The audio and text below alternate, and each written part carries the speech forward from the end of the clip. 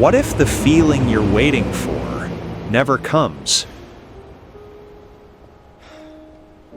How long have you been waiting to feel ready? Maybe for a new job, a difficult conversation, a dream you've postponed for years? Most people believe confidence comes first, that one day they'll wake up feeling certain enough to finally begin. It sounds reasonable, but there's one problem. That day almost never arrives. The feeling you're waiting for isn't something that appears before action. It's something that grows because of action. The longer you wait, the more convincing your hesitation becomes. Eventually, waiting no longer feels like a temporary decision. It becomes part of your identity. And without realizing it, you stop asking, "When should I start?" You begin asking, "Why don't I ever feel ready?" Your brain isn't designed to make you fearless. Its first priority is to keep you safe.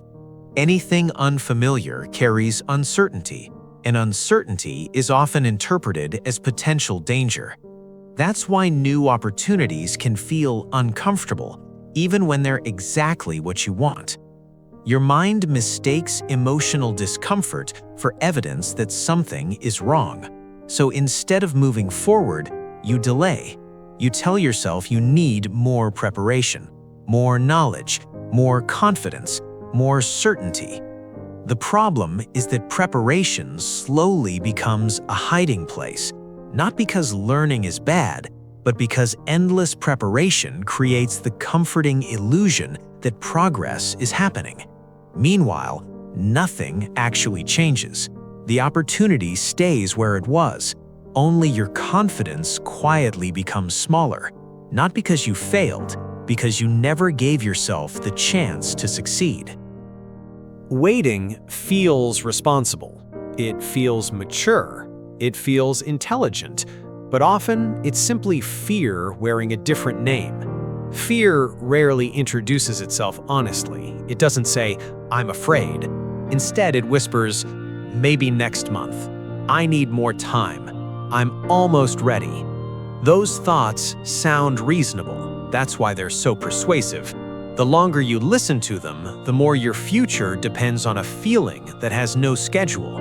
You begin believing that readiness is something you discover. In reality, readiness is something you build. Every small action teaches your brain that uncertainty can be survived. Every postponed action teaches it the opposite. Without realizing it, you're training your future confidence every single day. Think about every person you admire. None of them started with complete certainty. They started while feeling unprepared. The difference wasn't confidence. The difference was willingness. They accepted that clarity would come later. Most people wait until fear disappears, but fear often leaves only after movement begins. Action changes your relationship with uncertainty, not because uncertainty disappears, because your brain collects evidence that you can function despite it.